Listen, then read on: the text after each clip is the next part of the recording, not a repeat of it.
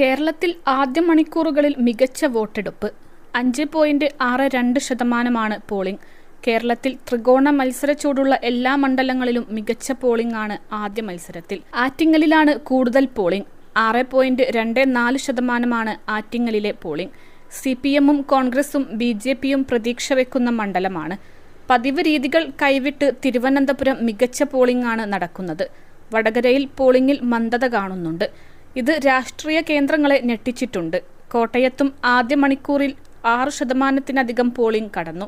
കഴിഞ്ഞ തവണത്തേക്കാൾ പോളിംഗ് ഇത്തവണയുണ്ടാകുമെന്നാണ് ആദ്യ മണിക്കൂറിലെ ശതമാനക്കണക്കുകൾ നൽകുന്ന സൂചന. 20 മണ്ഡലങ്ങളിലായി 194 സ്ഥാനാർത്ഥികളാണ് കേരളത്തിൽ ജനവിധി തേടുന്നത്. പ്രശ്നബാധിത ബൂത്തുകളിൽ വെബ്കാസ്റ്റിംഗ് സംവിധാനം ഏർപ്പെടുത്തിയിട്ടുണ്ട്.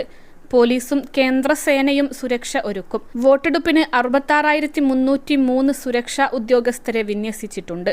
കണ്ണൂരിലും വയനാട്ടിലും അതീവ സുരക്ഷയാണ്. Nodal officer ADGP MR Ajith Kumar, assistant nodal officer IG Harshita Attallur എന്നിവരുടെ നേതൃത്വത്തിൽ 20 മേധാവിമാരുടെ കീഴിൽ പോലീസ് ജില്ലകളെ 144 ഇലക്ഷൻ സബ് ഡിവിഷനുകളാക്കിയിട്ടുണ്ട്.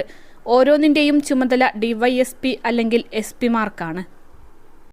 +2 ഡിഗ്രി കഴിഞ്ഞവർക്ക് വേൾഡ്സ് ഫസ്റ്റ് AR/VR ക്ലാസ് റൂമിലൂടെ സ്മാർട്ട് ഫോൺ എഞ്ചിനീയർ ആവാം. കൂടുതൽ അറിയാൻ വിളിക്കൂ ബ്രിഡ്കോ ആൻഡ് ബ്രിഡ്കോ.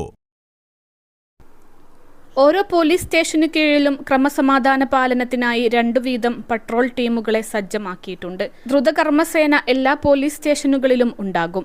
ആകെയുള്ള 20 മണ്ഡലങ്ങളിൽ 2 ശരിക്കും ത്രികോണ മത്സരം. കഴിഞ്ഞ തവണ TN പ്രതാപനിലൂടെ UDF-നൊപ്പം നിന്ന തൃശൂരും 2 തവണ തരൂരിനൊപ്പം നിന്ന തിരുവനന്തപുരവും കടുത്ത മത്സരത്തിലാണ്. ആറ്റിങ്ങൽ, പത്തനംതിട്ട, പാലക്കാട്, ആലപ്പുഴ എന്നിവിടങ്ങളിലും ത്രികോണ പ്രചരണ ചൂടുണ്ട്. കേരളത്തിൽ 2 കോടിയിലധികം പേരാണ് ആകെ വോട്ടർമാർ. 25,231 ബൂത്തുകളാണ് ഒരുക്കിയിരിക്കുന്നത്. എങ്ങും കനത്ത സുരക്ഷയ്ക്കായി 62 കമ്പനി കേന്ദ്രസേന അധികമായുണ്ട്. കേരളത്തിൽ പോളിംഗ് 80%-ന് മേലെ എത്തിക്കാനാണ് മുന്നണികളുടെ ശ്രമം. 21 ലക്ഷത്തോളം സന്തുഷ്ടരായ ഉപഭോക്താക്കളും 2 ലക്ഷത്തോളം തിമിര ശസ്ത്രക്രിയകളും പൂർത്തിയാക്കിയ മലബാറിലെ ഏക കണ്ണാശുപത്രി അൽ സലാമ ഹൈ ഹോസ്പിറ്റൽ റോഡ്.